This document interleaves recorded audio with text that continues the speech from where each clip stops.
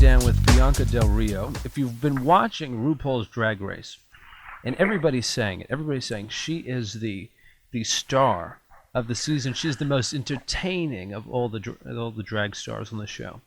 Which sounds like you've talked to my mother. Okay. I mean, tell me about what this experience has been like, because there's been so much social media response, so many responses to you being on the show. Well, initially, and I think I've said this a couple times before, is that, we didn't have Twitter, Instagram, Facebook, any of that madness when I started drag. And, I've been doing it for the past 18 years. So I didn't even have a Twitter account or a Facebook fan page or Instagram until I got back from the show after filming. So it's completely surreal to me as far as input, thoughts, views, positive and negative ones. Of course, it all comes with the territory. But it's been really overwhelming, but in a good way. It's fascinating to see this many people that are interested in drag, and the fact that you're in people's living rooms each week, majority of it being straight people in Middle America. And you said you've been doing this for 18 years. I read that you had a hesitancy about auditioning for the show. Is that true? Totally. I mean, I think that, I felt, in my opinion at the time, that there was a certain type of queen that did the show, and they were very young, or lip-sync artists, or people that wanted to be famous, and I was in this weird spot, because I wasn't as established as a Lady Bunny, or Sherry Vine, or Coco Peru, and I also wasn't, fresh off the truck at 20 going, oh my God, this is the way to go. I was in that in-between slot, and I had worked, in New Orleans, and worked in New York, but never really crossed over, never really worked globally, or traveled, extensively throughout the United States. I was very happy with what I was doing, but it was, it was this opportunity. It's this amazing platform to get to do, anything you want, and have the support of people, which I thought was a nice change for me at this point in my life. So I thought, let me give it a try. So I auditioned and didn't tell anybody, because, had I not gotten it, nobody would have known. Yeah. But I said, let me just see. Let's see what happens. So then what was it like trying to go and break that sort of mold? Because the show portrays you in a certain light. You seem almost, and I've heard Adore say it, you seem almost a little motherly, as much as you may dislike the word. How do you think the show has portrayed you? Well, I think there's, first of all, I think the great thing about the show was, not so much as me going in and changing it up, was that they gave me an opportunity. They gave 4 of us that were over 35 a chance, which I enjoyed. Vivacious, Kelly Mantle, myself, and Darian Lake, which rarely has happened. In the past, they've had people over 30, but not necessarily as many of us. So, and we're all very different. I'm actually friends with all of them. I mean, Kelly Mantle I was friends with prior to the show. So I'm aware of their talent and that we're all very different. So to allow us to come into it, I thought was great, taking a risk on all of us. But I do know that the show is very sink or swim when you're there. And for 18 years, you can go to YouTube, you can go to, any source or even to my show, and I'm only seen in one way. What I do on stage is what I do on stage. And I'm totally comfortable with that. That's what I put out there. That's what I'm judged by. So a majority of the time, people were like, oh, she's a bitch. Oh, she's an asshole. Oh, she's rude. She's not my cup of tea, which is fine with me because I wasn't asking anyone to be my friends or understand me. That's my job. It's not my identity. And I think that with this show, initially when they announced who was on the show, everybody immediately went searching for who you are and what you've done. And many people did not like me or just assumed that I was going to be this rude cunt on the show, so to speak, without knowing that there's, that you're a human being. And the great thing about the show is, basically 80% of it, you're out of drag, and you're there and you're functioning in this world, and people get to see you as yourself. And so people have often said, are you shocked by them showing your softer side, or I'm glad you're showing a softer side. And for me, I'm just being myself. Cameras don't follow me during my day life. No one cared what I was like in my real life.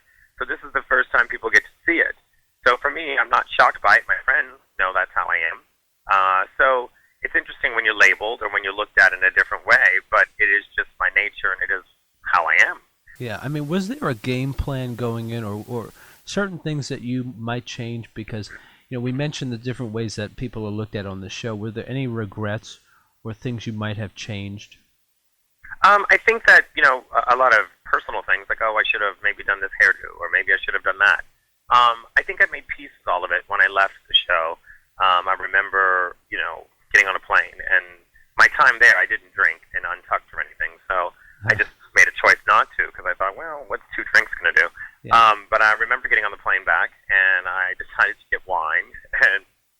offered me a very small bottle or a very large bottle, and I'm like, okay, let me do the large bottle. Yeah. And I drank it, and I just made peace with it. I said, you know what? Here it is. I said what I said. I did what I did. Nothing I can change now. And as I watch it, you know, it is interesting to watch back, and it is sometimes cringeworthy. But it's, you know, I did it. You know, I did what I had to do, and I said what I said. You know, I'm really nothing I can change. So some things I probably would have handled it differently. Okay. But I think everybody has those thoughts, but nothing that I'm shameful of or completely regretful of that maybe caused me to cry. No. I just went, all right, you know, I did it. It is hard to watch with a group full of people, but, you know, it's done. I got to take responsibility for it. Yeah. How did you feel when Santino Rice called you Bianca Del Rio? Did you? Well, you know, it's funny. I wasn't there for that. That was Okay. all. That was all something that was off camera. I mean, I was off camera for that. Yeah. I was unaware. But you know, once again, it's Santino. You gotta love him. You know, he's got something to say. It's not always right, but we all know that Michelle's the one who's got the answers and the right one. But no, I mean, look, trust me, I don't take any of that personal. It's like not even my real name. But what the hell do I care? Were there any particular judges? I know Ru is always there, but that maybe mentored you, or because I'm not so sure the viewer gets to see as much as, you know, the behind the scenes. Sure. Was there mentoring? Were there the judges playing any more role than just judging? Well, to be honest with you, the judges, we don't see any of the judges unless we're on the runway. Okay. The only time we saw Michelle was for the last episode where she comes in and guides us through the day. You know, when we have lunch with Ru and the video and all of that. That's the only time we've seen Michelle outside of the judges' table. Now, granted, the judging is longer than what you see, and they give you more input and more, insight. But what's kind of great about it, a lot of the other queens would take that personal. I took it as, you know what, here's a group of people, I mean, aside from Ru, who had no idea what we were going to come up with. It's a theme, it's their guidelines, and they're just giving a fresh outlook on it. So I never took it as a personal thing. And granted, there were things that they said that, you know, I didn't like this, or I think it should be less of that, and, you know, try it. Why not? And I was surprised that, you know, not too many stars that have gone through this show make all their dresses. You have a background in costume design, which I thought was pretty crazy, because all the looks that you did were very consistent. Well, yeah. Oh, go ahead. I'm sorry. I was cutting you off. But go ahead. No, it's okay. Now, I was going to say, did you find that, because sometimes even I've had other stars from the show come on with me before, and I've asked them, you know, did you ever find that when, for me as a guy going to a store and trying to buy guys' clothes, it's sometimes constricting, because I can't always find something that will express the feeling that I have. As a costume designer, did you sort of struggle with that as well?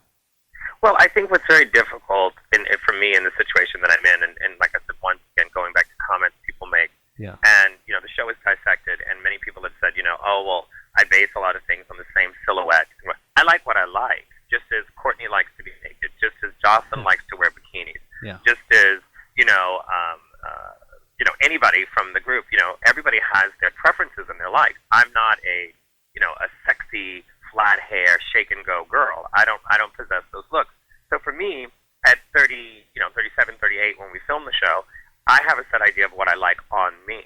And to other people, they go, oh, well, it's not showing versatility, and it's not showing, you know, whatever their idea of drag is.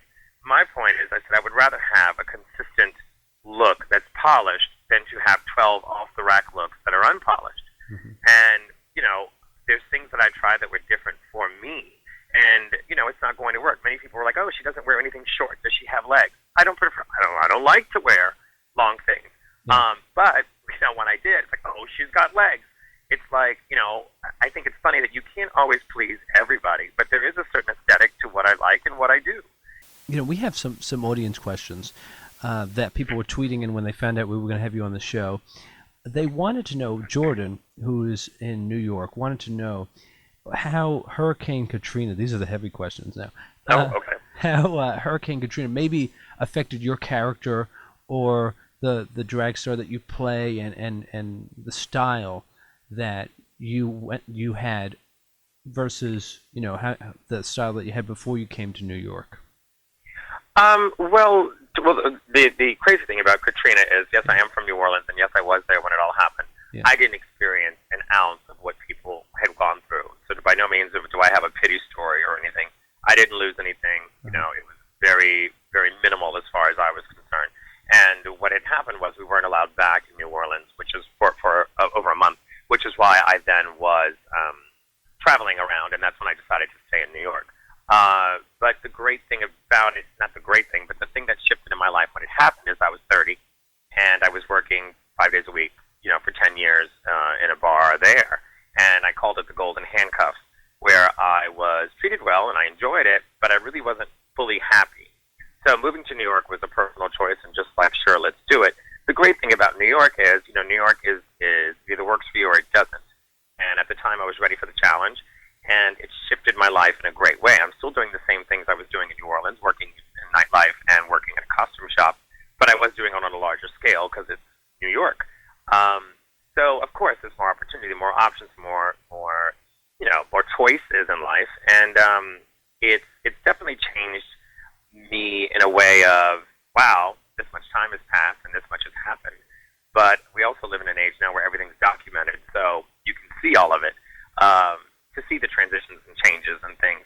But I think New York inspires people on every level, and that's probably what's changed me. Not so much what happened in New Orleans, but everything that did happen in New Orleans brought me to this point in my life. So it's just kind of been this amazing journey, ups and downs, without it being a negative thing. Here's another Twitter question that we got. When you do drag, what is something that you have to have in your bag? What is something that is necessary for anybody to become a drag star, do you think? A mirror. No, I always make a joke of a mirror and a razor, but I don't carry a razor in my purse. I feel, for me, it's maintenance. You always have to have maintenance. I always have an extra set of earrings. I always make sure I have powder. You don't want a shiny photo. Although nowadays you have Instagram filters that can fix all that. But there's some hateful queen that's got the original greasy photo. So I make sure I have wig glue, number one, because you don't want your wig coming up, extra bobby pins, and powder. That's the most important. Yeah. Do you tape? I know some people tape. Do you tape? Oh, God, no.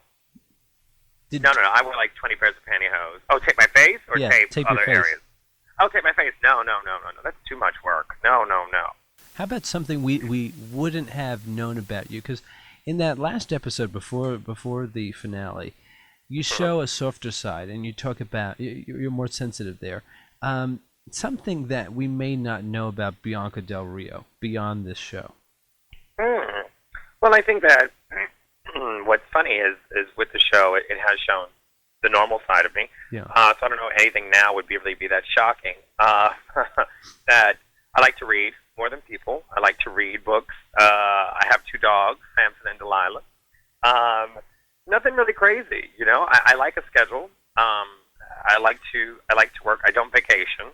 I'm not a vacation person. I've never chosen an area and plotted and planned and moved someplace, gone someplace for a vacation ever. Because I think even if I was on a beach after, an hour, I'd be like, okay, what's next?